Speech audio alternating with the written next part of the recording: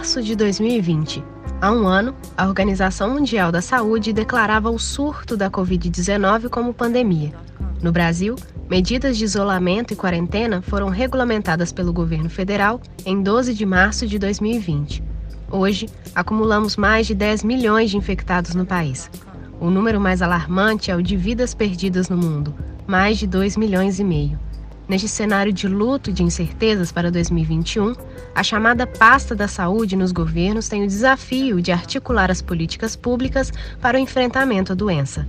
Existem alguns mecanismos institucionais importantes para cobrar o poder público em relação a políticas de enfrentamento à crise. Eu acho que uma delas é usar as redes sociais, para reclamar, para externar o seu sentimento de frustração em relação a tudo que está acontecendo. Eu digo isso porque sabe-se que todos os governos hoje monitoram as redes, tudo que é dito sobre eles, então essa é uma maneira de mostrar de maneira clara o que está acontecendo. E a outra, que é pressionar os seus representantes locais para que eles possam pressionar os representantes nacionais. É aqui de casa que a reportagem que você assiste foi produzida.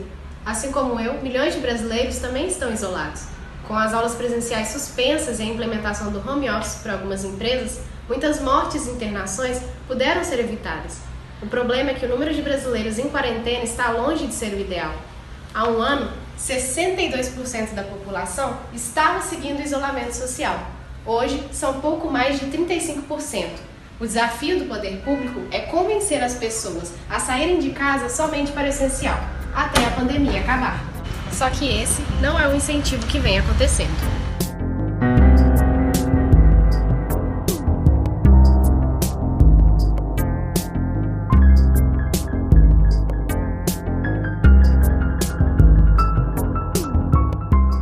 As falas do presidente, a postura do presidente em relação à pandemia, ela modifica em até 40% a posição das pessoas em relação à pandemia. Toda vez que o presidente fala alguma coisa, negando a pandemia, minimizando a pandemia, relativizando a pandemia, os seus apoiadores, não o eleitorado em geral, mas os seus apoiadores tendem a ter uma mudança de comportamento em relação a medidas de distanciamento e ao uso, por exemplo, de máscara, que, sim, na nossa avaliação, afetam diretamente a sociedade como um todo. Então, a postura das lideranças políticas, a posição que elas têm é fundamental para entender como é que as pessoas se comportam de um modo geral, de modo que a gente avalia que tem sido muito negativo para o combate como um todo na pandemia, essa postura de alguns políticos de não aceitarem ou não lidarem com a pandemia com a gravidade que é necessária nesse momento.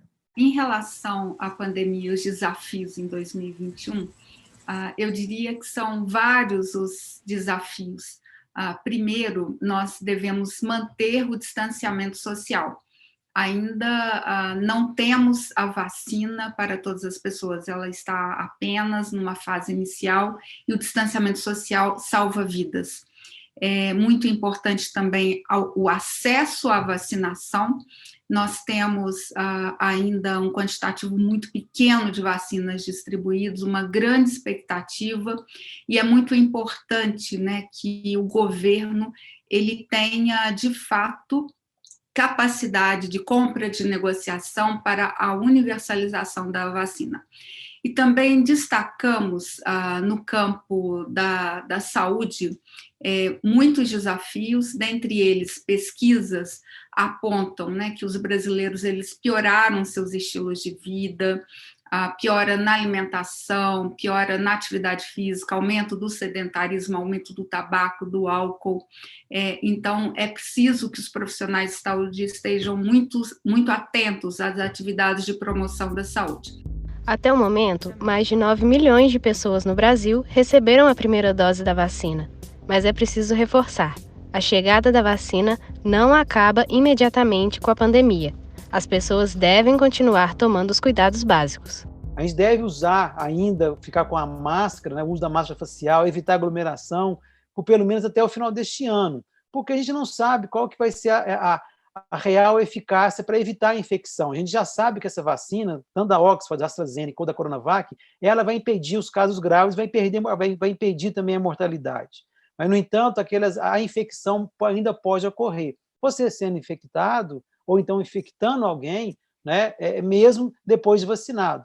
Então, portanto, né, nós vamos ter que usar a máscara, pelo menos até o final deste ano. E, claro, usar máscara, sempre que possível evitar aglomeração, né, lavar as mãos e tudo mais, até o final de 2021. O fim da pandemia e do isolamento, a gente não sabe também, né? Vamos pensar em termos de Brasil, para a gente chegar num controle mais adequado da pandemia, 60% a 80% da população deverá ser vacinada. E lembrando que a vacina só está liberada acima de 18 anos de idade. Tem estudos de fase 3 já em pessoas abaixo de 18 anos de idade, que vai ser muito interessante. Assim que esses estudos completarem, a gente vai poder vacinar crianças e jovens abaixo de 18 anos de idade. Então, para ter um controle melhor da pandemia, 60% a 80% da população deverá ser vacinado. Né? Quando isso vai acontecer, a gente não sabe. Por exemplo, o exemplo que a gente está dando é o exemplo de Israel. Israel parece que as coisas lá estão melhorando bastante, mas lá vacinaram já mais de 70% da população. Já tem um sinal de alívio na Inglaterra, onde a vacinação está mais avançada, e inclusive nos Estados Unidos também, que lá eles não sabem se é a vacina ou a mudança de comportamento da população.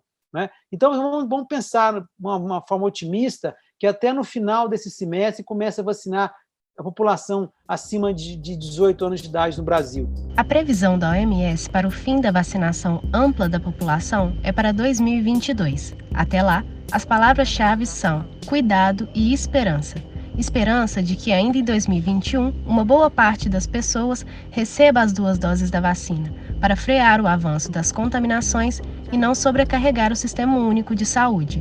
Com ações do governo para renda básica a todos e uma pasta preenchida, é possível ver quais os nossos deveres e o do poder público, para juntos pouparmos cada vez mais vidas.